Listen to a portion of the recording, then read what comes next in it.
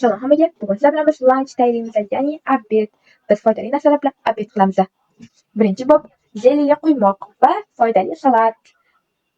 Hozir birinchi bob sizlar bilan biz zelilarimizni to'g'raymiz va musulkalar. Ularni hammasini yuvib qo'ydim videoda. Video olishdan oldin tozalab to'g'raymiz. Bunaqa joyini olib tashladim. Hozir birinchi bob sizlar bilan quymoq tayyorlaymiz. Uyga kelib bo'lgan narsa zeli. Chefdan chiqibdi. Shuni to'g'raymiz.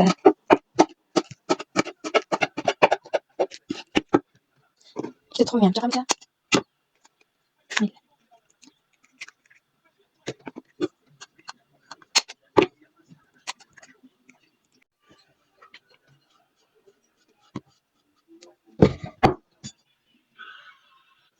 Endi tuz solamiz ozgincha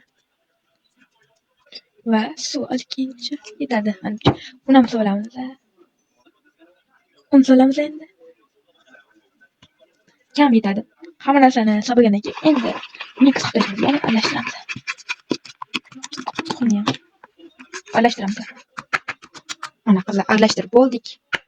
Endi buni pishiramiz. Birinchi bo'lib gaz yoqamiz. Qizlar mana skоворodkamizga yoqib qo'ydik. Endi qizishini kutamiz. Bugun maktabimizda subbotnik bo'ldi. Bugun darslar o'tmadik, faqat subbotnik qildik. Ertaga esa 24-may. Qizlar men hammasini bitta qilib yubordim, chunki alohida qotib yopishib ketdi bir-biriga. Endi kutamiz va salatni tayyorlab turamiz.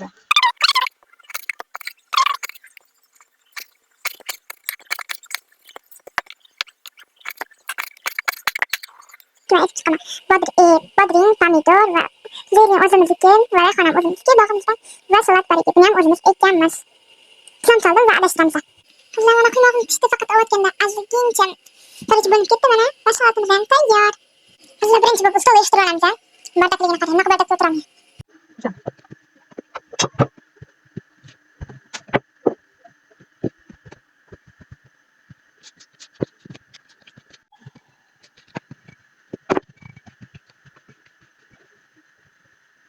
Qizlar biz obedimiz tayyor. Endi bismillahir rohmanir rohim deb yeymiz. Yoqimli ishtaha. Qizlar quymoq yeb ko'rdim, zo'r chiqibdi. Sizlar ham tayyorlab ko'ringlar.